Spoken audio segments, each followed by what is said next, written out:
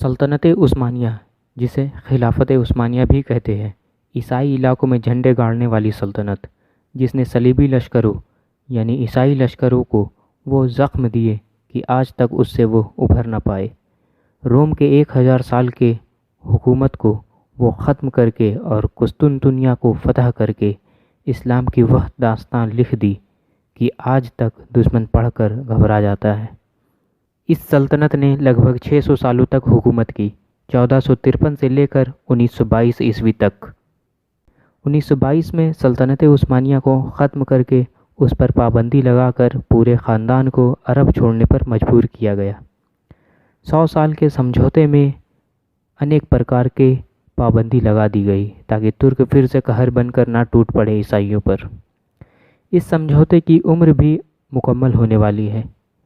2023 में तुर्की फिर से पाबंदियों से आज़ाद हो जाएगा। सल्तनत उस्मानिया को हटाना एक बहुत बड़ी सलेबी साजिश थी। बरतानवी जासूस ही नहीं बल्कि मुसलमान कहलाने वाले कई लोग भी इसमें शामिल थे। दोस्तों, बात है खिलाफत उस्मानिया के पहले की, जब 1258 ईस्वी में खिलाफत अब्बासियों का पतन हुआ। यह पतन ततारियों यानी मंगोलों के एक कौम के हाथों कत्लेआम के साथ ख़त्म हुआ और आखिरी अब्बासी खलीफा मुस्तअसीम बिल्लाह को जानवर की खाल में लपेटकर घोड़े दौड़ाकर कुचल दिया गया। बाद में यही ततारी कौम मुसलमान हो गई और तुर्क नस्ल से मशहूर हुई, जिसमें पहला तुर्कान तैमूरी, जिसका नस्ल में बाबर पैदा हुआ और भारत में मुग़ल साम्राज्य की बुनियाद डाली। दूसरा तुर्कान सफ़वी, जिसकी हुकूमत ईरान में कायम हुई। तीसरा तुर्कान सल्जूकी। इस ख़ानदान की बहुत मजबूत हुकूमत तुर्की के इलाकों में इस्तांबुल छोड़कर आसपास के इलाकों में कायम हुई। समय के साथ साथ सल्जूकी हुकूमत जब कमज़ोर होने लगी तो कई छोटे छोटे रियासतों में बँट गई। आसपास में मौजूद छोटे सुल्तान सल्जूकी सुल्तान पर हमले करने लगे और सन 1300 ईस्वी तक सल्जूकों का पतन हो गया।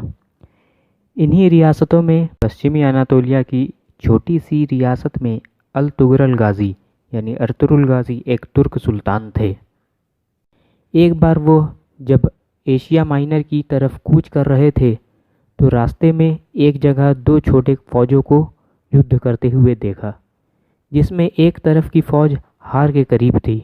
उन्होंने अपनी 400 घुड़सवारों की सेना को किस्मत की कसौटी पर आजमाया। उन्होंने हारते हुए पक्ष का साथ दिया और लड़ाई जीत ली। उन्होंने जिसका साथ दिया था वह सल्जूक थे। अर्तुगरुल के बेटे उस्मान ने 1281 में अपने पिता की मृत्यु के बाद प्रधान का पद हासिल किया। उन्होंने 1299 में अपने आप को स्वतंत्र घोषित कर दिया। यहीं से सल्तनत उस्मानिया की शुरुआत हुई और उन्होंने जो सल्तनत स्थापित किया उसे उसी के नाम पर सल्तनत उस्मानिया या खिलाफत उस्मानिया कहा जाता है। दोस्तों, यदि वीडियो पसंद आई हो तो लाइक, शेयर और चैनल को सब्सक्राइब कर लें।